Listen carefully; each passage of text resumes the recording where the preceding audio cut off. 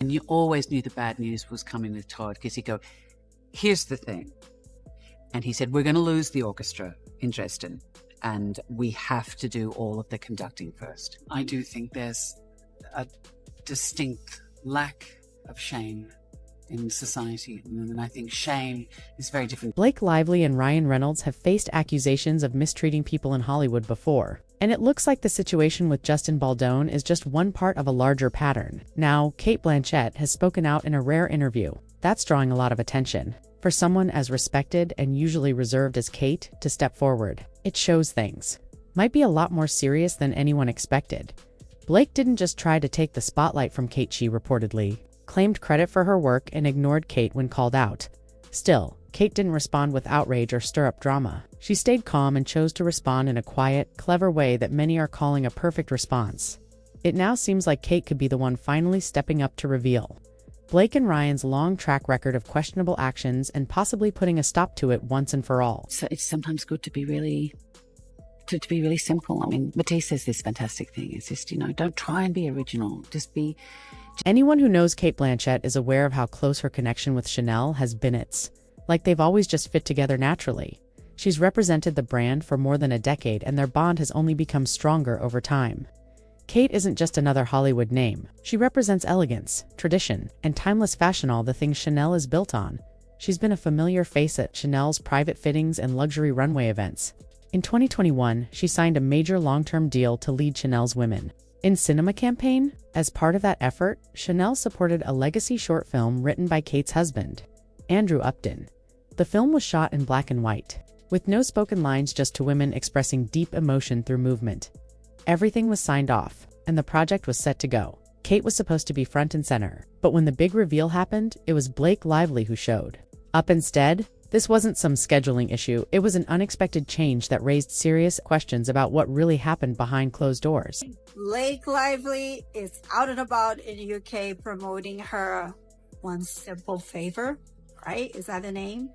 Yep, she's out. She's wearing this Chanel head-to-toe V. Fans were totally confused. Why was Blake there? Where was Cate? Did the whole thing just fall apart? But it turns out there was no drama between Cate and Chanel, no fight, no tension. Blake's sudden role in the campaign looked like a calculated decision. Sources say someone from Chanel contacted Cate's team, saying the campaign was heading in a different direction. In short, Cate was quietly dropped. Cate didn't see it coming. There were no signs, no problems, just the unexpected news. It only started to make sense once Blake was revealed as the new face of the campaign. What made it even worse was that Chanel didn't change the original idea at all.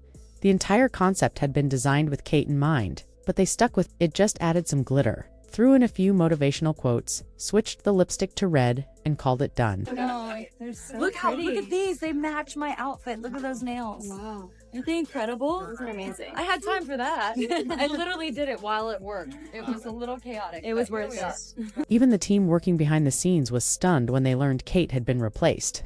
One stylist even leaked messages proving Blake was never part of the original plan. Her team had pitched Chanel a major cross-platform deal that seemed too good to pass up. But cutting Cate like that was a bold and possibly reckless decision. And it was only the beginning. After securing the deal, Blake's team allegedly worked to make Cate look out of touch. They promoted Blake as the fresh face meant to bring new life to Chanel.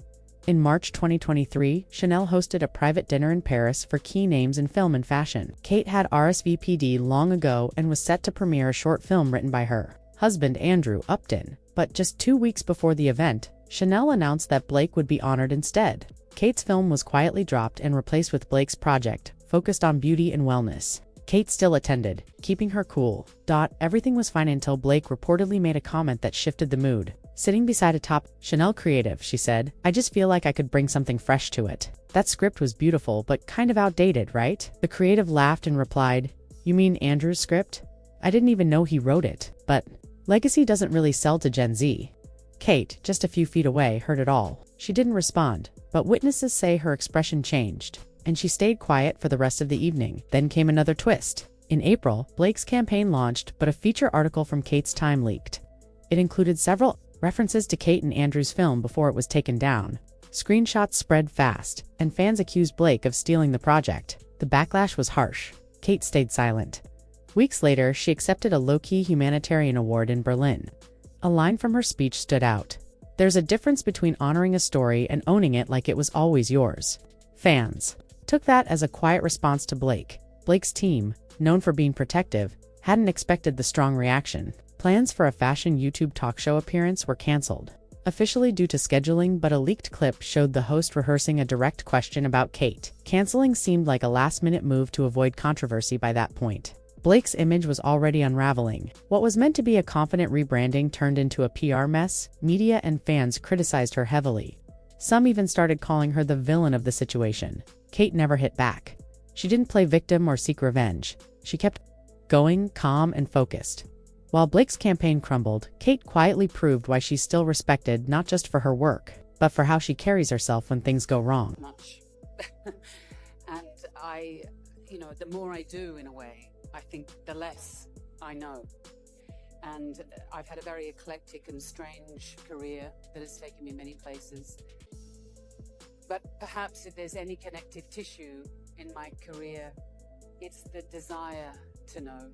It's the quest to unlock what it means to be human, that strange nub of fearful, joyful uncertainty that it is to be a human being.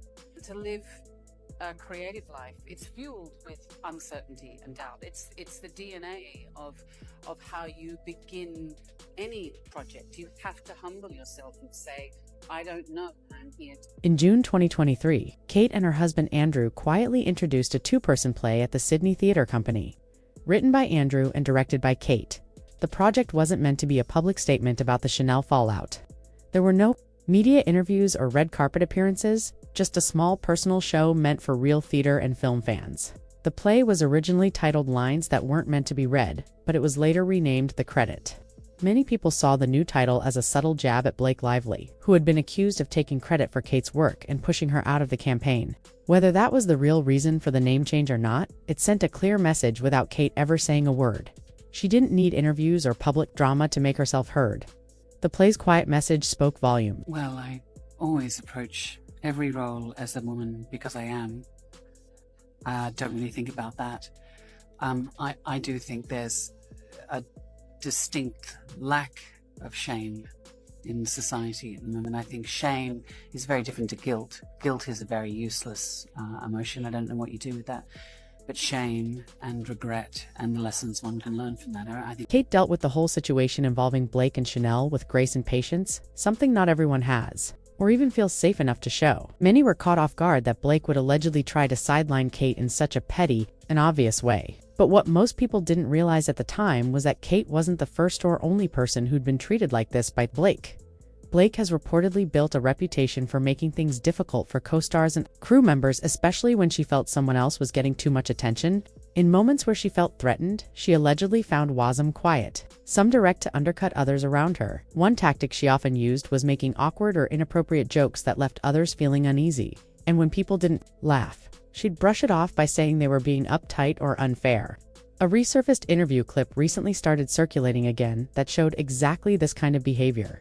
In it, Blake makes an uncomfortable comment about Leighton Meester being born in prison, then follows it up by comparing other cast members to monkeys in a cage. Fans weren't just stunned by her words. They noticed how awkward the entire room looked. Even though Blake and Leighton played best friends on Gossip Girl, it's becoming clear their off-screen relationship might not have been as friendly as it seemed. Article recently saying that Leighton and I were frenemies, and it's frenemies. Is that the new term, frenemies? Yeah, we're friends, but we're also enemies. And it's really strange because they always want to pit women against each other. You don't hear about like Penn and Chase hating each other and being jealous and competitive. 2 seconds later. I think I'm just brunette because of the books. And everyone knows blondes are nicer anyway. The moment by me. Remember Savannah. It was another promise was no pet monkey. Chuck has a matching pet monkey with coordinating outfits, and I was like, I would love to be part of the show, but I can't act with a monkey. And then I got a few of them. Come on, it was a joke. Lord have mercy. Your wardrobe. That is important. Very good. It's very important. This is wardrobe. This is wardrobe. This was on the return rack. I think it was hers. So I had to go and like slip them cash to wear. The joke wasn't just awkward, it came off as harsh and mean-spirited, and the cast's reactions made that clear. Their body language said more than words, but as usual, people brushed it off as just Blake being Blake, still behind. The scenes, it wasn't something easily forgotten. Blake reportedly spent years making things difficult for Leighton Meester while filming Gossip Girl in 2017. Executive producer Joshua Safran finally commented. He tried to soften the story by saying they simply had different personalities, but fans weren't convinced. When the old interview clip resurfaced and went viral, the image of Blake as a fun, carefree actress started to crumble. Then came comments from Armie Hammer. During an interview with Andy Cohen, he didn't sugarcoat his experience with Blake. He described her as acting like a full-on diva. Everything had to go her way, and even small problems could lead to a blow-up. While Armie kept his wording respectful, it was clear he was holding a lot back. He eventually admitted that Blake's behavior was a major reason he walked away from the project. He also hinted that the whole experience left a lasting impact on him and fans. Definitely noticed. Starts with us, so I'm hoping to see you back in the double duty role. I think there are better people for that one. Justin. I think Blake Lively's ready to direct. That's what I think. So, yeah. Justin said doesn't know if he'd be game to direct the next one, but perhaps Blake would. Is that something that you would entertain? Oh, absolutely. I think that whoever decides to take charge of the next one would do it justice. But, you know, it's a lot of people to get the same schedules together again, so we'll see. Oh, absolutely. She's so capable of that. She is a powerhouse. There have long been rumors about how Blake behaves off camera. If she doesn't like someone, she reportedly makes sure others don't either. Take Penn Badgley. He struggled to fit in during Gossip Girl's early days. Insiders claim Blake told the team he was difficult, which made others avoid him. But once they got to know him, they realized he was nothing like she'd described. So when Justin Baldoni said Blake tried to edge him out as director, people were surprised but not exactly shocked. Reports say she rewrote scenes without his okay, and, when he pushed back, allegedly warned him she could bring in Taylor Swift and Ryan Reynolds to back her up. Blake also reportedly went behind his back to pitch herself to author Colleen Hoover as the director for the next film despite Justin's contract, giving him full rights. The catch? If he's ever tied to a major scandal, he loses those rights. Cate Blanchett, through all of this, stayed strong. She didn't let power moves push her out. She quietly held her ground. So what do you think? Was Cate right to stay silent? And is Blake's image finally starting to crack? Let us know in the comments and stick around for more.